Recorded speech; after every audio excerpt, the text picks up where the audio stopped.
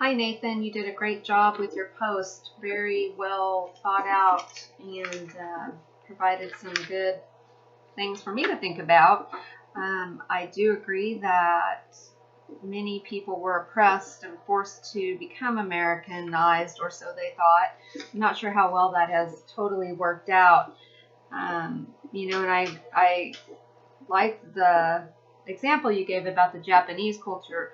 We can go over to Japan or even another country. We have missionaries that go abroad all the time, and they do learn the language. They do learn about the culture. They do, try to integrate as much as they can, but they're never going to be Japanese or, if they go to a South America country, they're never going to be, Mexican or Puerto Rican or any of those other things. They're still going to be Americans that yes have learned these things, but are not then automatically changed to the culture that they're living in. So I appreciated that thought process.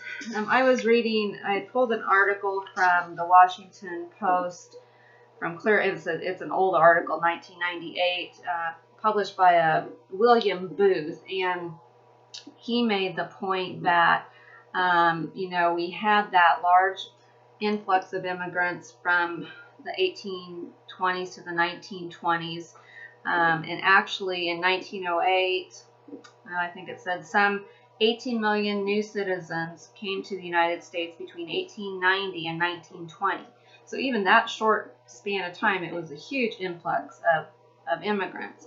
But even now today, of course, now think about that. That was in 1998 that it was written, that we are seeing another large influx of immigrants, but different than the ones earlier before 1920. These immigrants, they do have a profound implication on the society, but they pay homage to their old ways, to their roots. They bring their ethnic and racial diversity with them, and kind of are expecting that they can just maintain that